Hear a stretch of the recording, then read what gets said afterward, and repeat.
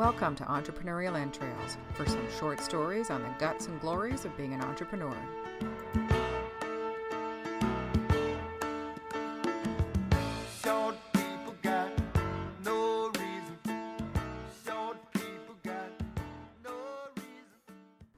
Good morning and welcome to Entrepreneurial Entrails.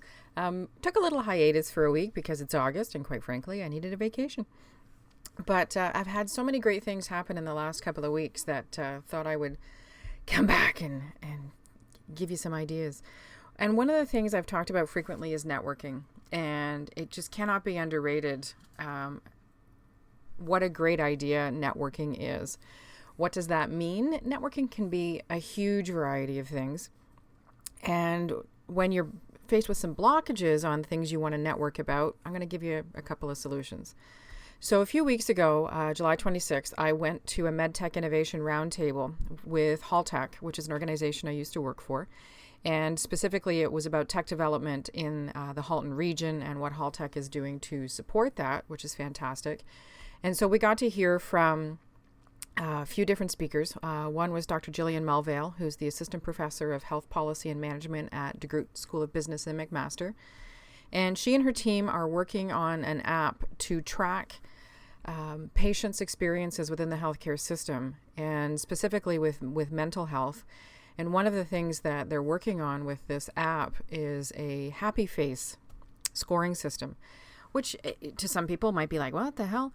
But from my perspective, not only is it a cool app, because if you're dealing with a mental health issue, it can be really hard to formulate your feelings and feel like you're safely sharing them and what have you. And she's already having extremely positive feedback on that.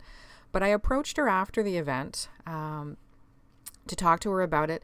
And my son has Asperger's syndrome, which is a high-functioning form of autism.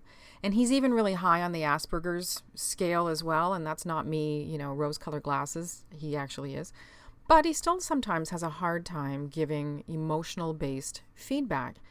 And so I approached Dr. Melvale and said, not only is this fantastic just for patients who are neurotypical from an autistic perspective, but for kids who are autistic and can't put their feelings into words, apps with pictures give them an opportunity to provide valuable feedback in a way that works for them.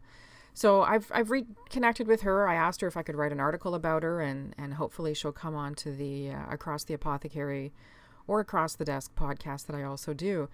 But if I hadn't gone to that event, if I hadn't networked, wouldn't have met her. Also met a great guy who runs an adult diaper delivery service, which might sound a little weird, but it is so many possibilities. And free exchange of information from me to him about ways he can reach the demographic that he's working with, which is always definitely something you need to consider, that if your target audience is from the 1940s and 50s, never underestimate the value of a handwritten note. That was a generation that, the mailman was a big deal, and it was the only way to communicate with one another. So anyway, we continued on with the conversation, but if I hadn't gone to that event, that conversation wouldn't have happened. I wouldn't have gotten the idea because I didn't have somebody to sit down and share that conversation with. In the meanwhile, I've started refollowing the Canadian Healthcare IT newsletter because it's a fantastic resource for health and innovation and health tech development. And within that newsletter was an event that I didn't know about called Health Achieve. And it's happening in Toronto, November 7th to 9th. And, this podcast is probably going to switch over from Entrepreneurial Entrails to Across the Apothecary. It's very health-based. So Health Achieve is a huge 2-day event in Toronto that is a healthcare-based trade show. So it's all about education, tech and innovation, policy and development, hospital policy and development, just amazing things. They've actually got a lean healthcare section, which I'm so excited about because that's agile and leadership transformation, which is I'm getting more into. They've got stuff coming up on the health leaders and changers, which is amazing. Great array of speakers. And, right now, what it costs to attend this event is absolutely a reasonable rate. I'm just a little strapped for cash right now. It's not a reasonable expense for me. But I really wanted to go.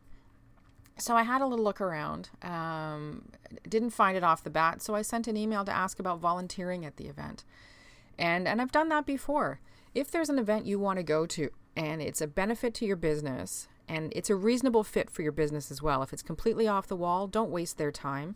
You need to be able to add value to the event. If you have absolutely, I shouldn't say that, but if you have absolutely no experience whatsoever and just want to go, I honestly don't think that's a good idea. It needs to relate to your background, your business, what you're trying to build. Because my focus is on healthcare communications and I have a background in healthcare, it's reasonable. I'm an event planner and coordinator. I can definitely be of benefit to their team. So I made the leap and reached out to ask about volunteering and have sent in my application. So fingers crossed, everybody. Yay. Really want to go to this. That's another way to network. Conferences, workshops, if there's something that is going to benefit you, but you can also provide benefit back to the organizer, and it's just not within your budget to be able to go, reach out to them, see if they need volunteers. And even if you don't get to listen to any of the speakers or what have you, what a fantastic way to get in touch with people who are the movers and shakers in your industry and who obviously have a passion for what you're also trying to do. And who knows what benefits that might open up. So I strongly recommend it. Have a look. There's an event, here in Canada anyway, or Toronto, there's an event conference board. Just looking it up. Sorry, I didn't pull that up before.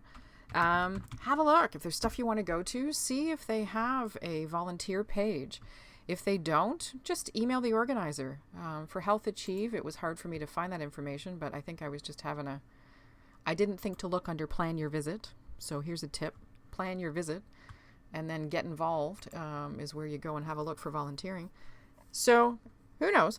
The last piece of networking was last night. I was attending I had two networking events last night, but the first one was at the Halton region, and the Oakville, Burlington, Milton, and I want to say Hamilton, and I apologize if I'm wrong, chambers came together and had a terrific trade show at the Halton region building here in Oakville.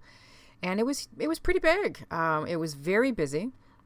But two things that happened for me was that I've been a major networking person for the last 3.5 years and kind of got burned out and took a step back and walked in last night. And I got to tell you, I couldn't take a step without somebody saying, "Hey, it's so nice to see you. Haven't seen you for a while. Where have you been?" And, talking to everybody. And I was talking up some events that are coming up soon. My friend's putting on he's relaunching his, James Burchell, relaunching Social Fusion Network on August 25th. So if you're in the Halton area, August 25th at the Beaver and Bulldog, have a look for the Social Fusion Network online.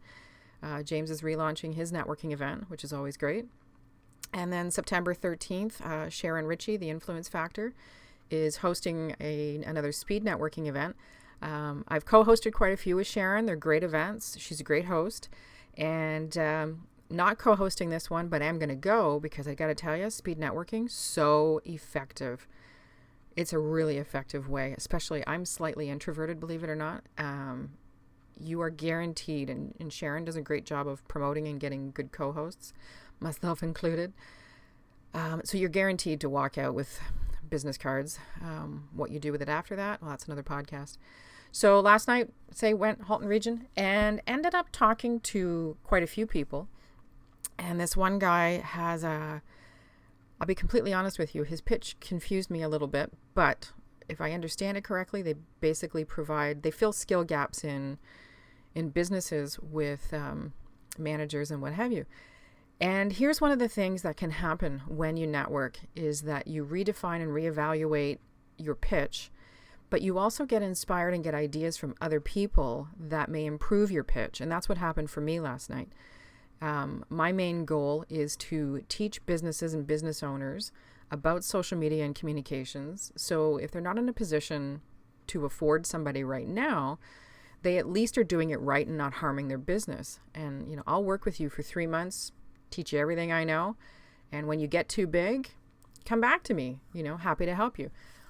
But that language wasn't quite working for me. And your pitch needs to roll off your tongue so that when you're at networking events, conferences, what have you, It just goes. And this guy kept saying, skill gap. And I thought, that's it. That's what I do. I'll teach you everything I know. Or if you have a skill gap, I'll fill it. And then that just simplifies my pitch right there. So what's the point of all of this? Networking, suck it up and go. You need to do it. If you think you're not making connections, I got to tell you, last night it made it really clear for me that the work I've put in over the last 3 years is definitely paid off. People know who I am within the community and, appeared to be happy to see me. So, yay. If you want to attend an event and it's out of your budget, contact them and volunteer. 4 hours out of your day, you then get to usually attend the rest of the event for free, which is amazing as an extremely good value. Make sure that you are of value to the event. It is not okay to just randomly, well, for me anyway, not okay to just, randomly attend some event that you can't provide any value to the organizers. And make sure that when somebody else is pitching to you at an event that you're paying attention to what they're saying, because something may click for you on how to improve your pitch. And the next time you go networking or you network at an event or what have you, it's a benefit to you.